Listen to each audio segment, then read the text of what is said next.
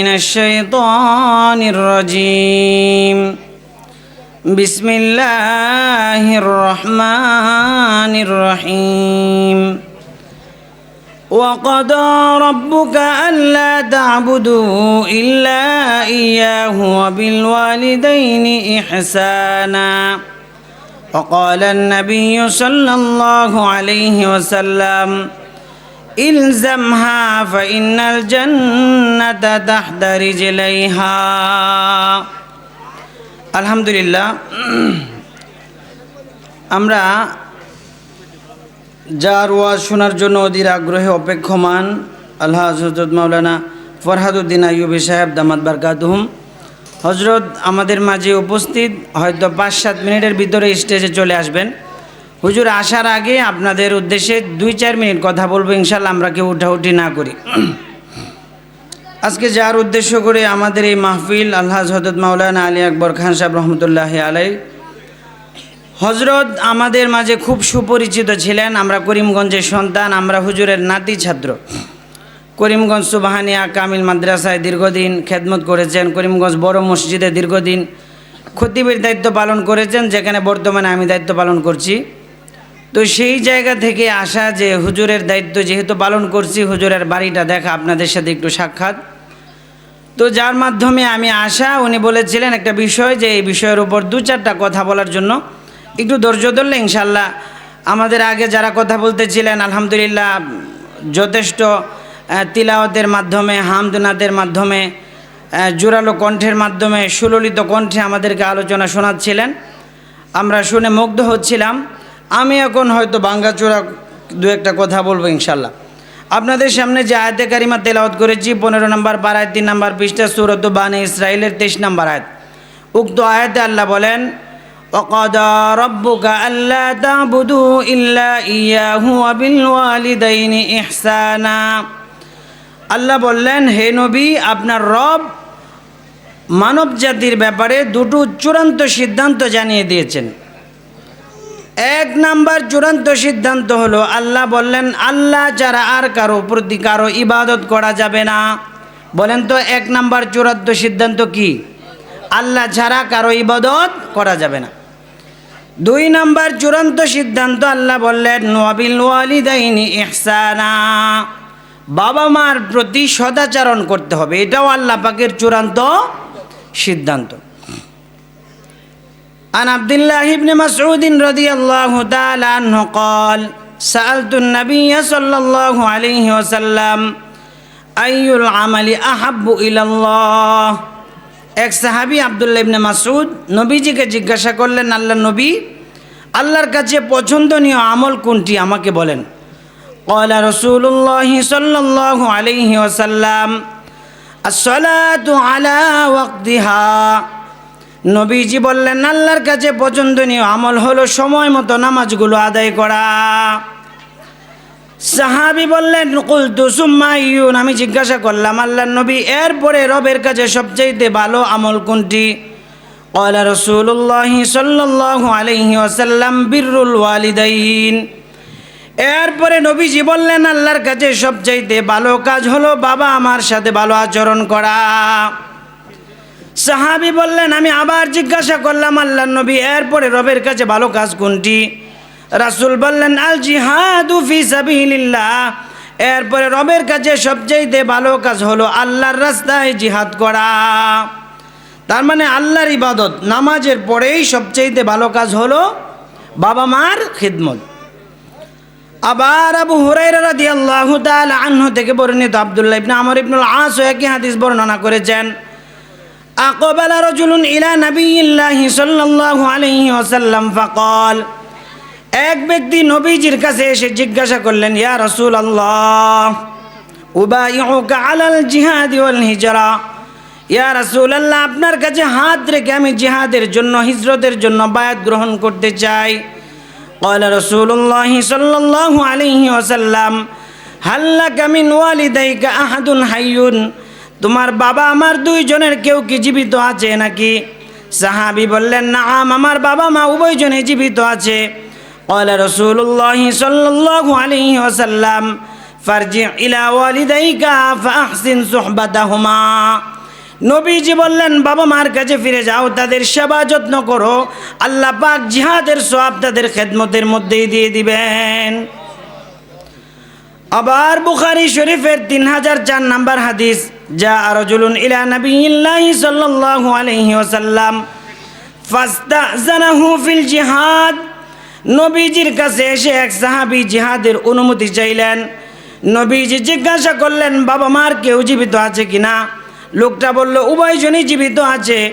নবীজি এরপর বললেন তুমি বাড়িতে চলে যাও, ফাফিহিমা ফাজাহিদ, তাদের সেবা যত্ন করো, আল্লাহ পাক তাদের খেদমতের মধ্যেই তোমাকে জিহাদের সওয়াব দিয়ে দিবেন। এজন্য আল্লাহ বলছেন যে ওয়াবিল ওয়ালিদাইনি ইহসানা, বাবা মার প্রতি সদাচরণ এটা আল্লাহ সন্তানের প্রতি আবশ্যক করে দিয়েছেন, সন্তানের প্রতি এক পর্যায়ে আল্লাহ এটা ফরজ করে দিয়েছেন। এজন্য বাবা মার সাথে বেয়াদবি করা যাবে না। আবার আল্লাহ তাআলা পরবর্তী আয়াতে বলেন ইম্মা ইয়াবলুগান্না ইনদাকাল কিবারা আহাদুহুমা আও কিলাহুমা ফালা তাকুল লাহুমা উফিন।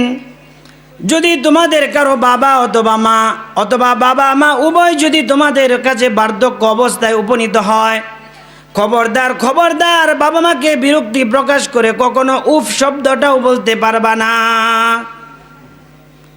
এই জন্য আবু হুরায়রা রাদিয়াল্লাহু তাআলা আনহু হাদিস বর্ণনা করেন, আল্লাহর নবী বলেছেন রগিমা আনফুন সুম্মা রগিমা আনফুন। নবীজি বলেছেন ওই ব্যক্তি ধ্বংস হোক, ওই ব্যক্তির নাক ধুলোয় দূষিত হোক, ওই ব্যক্তির নাক ধুলোয় দূষিত হোক। সাহাবী জিজ্ঞাসা করলেন আল্লাহর রাসূল কার জন্য আপনি এই বদদোয়া করলেন? নবীজি বললেন মান আদরাকা আবাওয়াইহি ইনদাল কিবারি আহাদুহুমা আও কিলাহুমা ফালাম ইয়াদখুলিল জান্নাহ। যে ব্যক্তি বাবা মা দুইজনকে অথবা একজনকে বার্ধক্য অবস্থায় তার কাছে পেল অথচ তাদের খিদমত করে জান্নাতে ঢুকতে পারলো না, ওই ব্যক্তি ধ্বংস হোক, ওই ব্যক্তি ধ্বংস হোক। নবীজি বদদোয়া করেছেন। এজন্য বাবা মা যদি বার্ধক্য অবস্থায় পৌঁছে তাদের জন্য খেদমত করতে হবে। আবার অনেক যুবক ভাই এমন আছে শীতের রাতে বাবা মা পাশের রুমে ঘুমায়, সন্তান এই পাশের রুমে ঘুমায়। শীতের রাত্রি মুরব্বী বাবা শীতে কনকন করে কাশতে থাকে, সন্তান এই পাশের রুম থেকে বিরক্তি প্রকাশ করে বাবার জন্য বদদোয়া করে, বলে আজরাইল এত মানুষরে দেখে এই বুড়ারে বুঝি দেখে না। নাউজুবিল্লাহ বলেন। বাবা মার জন্য দোয়া করে এমন কপল পুরাও দুনিয়াতে আছে। অথচ রাসূল করিম সাল্লাল্লাহু আলাইহি ওয়াসাল্লাম বললেন 4 ধরনের ব্যক্তি আছে যাদের প্রতি আল্লাহ নিজে অভিশাপ করেন, লানত করেন। বলেন নাউজুবিল্লাহ। 1 নম্বরে রাসূল বলেন ক্বালা রাসূলুল্লাহ সাল্লাল্লাহু আলাইহি ওয়াসাল্লাম লানাল্লাহ, আল্লাহ পাক ওই ব্যক্তির উপর লানত করেন মান লাআনা ওয়ালিদাহু, যে ব্যক্তি তার বাবা মার উপর লানত করে। যে সন্তান বাবা মার জন্য অভিশাপ করে নবী বলেন আল্লাহ এই সন্তানের জন্য লানত করে। তা বাবা মার জন্য লানত করা যাবে? অভিশাপ দেওয়া যায়? এরপরে আবার নবী এই হাদিসের শেষে বলেন ওয়ালাআনাল্লাহ মান যাবাহা লিগাইরিল্লাহ, ওই ব্যক্তির উপরও আল্লাহ লানত করে যে ব্যক্তি আল্লাহ ছাড়া গায়রুল্লাহর নামে কোনো পশু জবাই করে। 3 নম্বরে নবী বলেন ওয়ালাআনাল্লাহ মান আওয়া মুহদিসান, যে ব্যক্তি কোনো বেদাতিকে আশ্রয় প্রশ্রয় দেয় এই ব্যক্তির উপরও আল্লাহ পাক লানত করে। 4 নম্বরে নবীজি বলেন ওয়ালাআনাল্লাহ মান গায়্যারা মানালাল আরদ, ওই ব্যক্তির উপর আল্লাহ লানত করে যে ব্যক্তি জমিনের নিশানা, জমিনের সীমানা স্থানান্তরিত করে।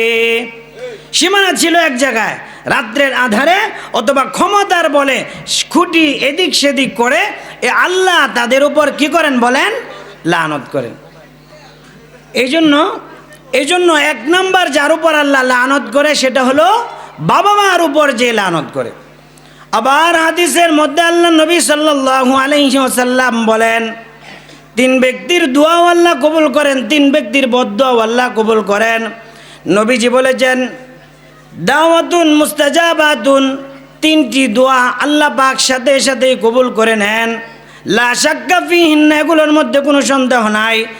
এক নাম্বার হয়েছে দাওয়াতুল ওয়ালিদি লিওয়ালাদিহা, বাবা যদি সন্তানের জন্য দোয়া করে, মা যদি সন্তানের জন্য দোয়া করে, আল্লাহ পাক সাথে সাথেই সেই দোয়া কবুল করে নেন। দুই নাম্বার নবীজি বলেছেন দাওয়াতুল মুসাফির, মুসাফির যদি আল্লাহর কাছে দোয়া করে সাথে সাথে আল্লাহ সেই দোয়া কবুল করেন। তিন নাম্বার নবীজি বলেছেন দাওয়াতুল মাজলুম, অত্যাচারিত নিপীড়িত ব্যক্তিও যদি আল্লাহর কাছে জালেমের বিরুদ্ধে দোয়া করে, আল্লাহ পাক এই দোয়াও সাথে সাথে কবুল করে নেন। হাদিসের মধ্যে নবীজি বলেন ইদা মাতাল ইনসান ইনকাতা আমালুহু, মানুষ যখন মারা যায় সাথে সাথে আল্লাহ তার আমল নামা বন্ধ করে দেয়, ইল্লা মিন সালাস, তবে তিনটি আমল তার আমল নামায় লিপিবদ্ধ হতে থাকে। এক নাম্বার নবীজি বলেন সদকাতিন জারিয়াতিন, যদি আল্লাহর রাস্তায় সদকা করে যায়, মরে গেলেও কবরের মধ্যে আমলের সব পৌঁছতে থাকে। দুই নম্বরে আল্লাহর নবী বলেন আও ইলমিন ইউনতাফাউ বিহি, উপকারী ইলম যদি কাউকে শেখায়া যায়, মরার পরেও কবরে আমলের সব পৌঁছতে থাকে। আজকে আমরা যার উদ্দেশ্যে এখানে দোয়ার মাহফিলের আয়োজন, আল্লাহ হযরত মাওলানা আলী আকবর খান সাহেব রহমতুল্লাহ আলাই শত শত হাজার হাজার এরকম ইলমি রুহানি ছাত্র রাইখা গেছেন, যারা সারা বাংলাদেশে এলেম শিখাইতেছে মানুষকে, আর আমাদের এই হজরত কবরে শুয়ে শুয়ে তার সব পাচ্ছে, বলেন সুবহানাল্লাহ। আবার তিন নম্বর নবীজি বলেন ওয়ালাদুন সালিহিন, ওই নেককার সন্তান ইয়াদউ লাহু, যে তার বাবা মার জন্য দোয়া করে, আল্লাহ পাক ওনার আমল নামায়ও সব পৌঁছাতে থাকেন। সময় কম, আমাদের প্রধান অতিথি সম্ভবত চলে আসছেন, হযরত কথা বলবেন, আমরা শেষ পর্যন্ত শুনে মোনাজাত করে যাব। আল্লাহ আমাদেরকে বোঝার আমল করার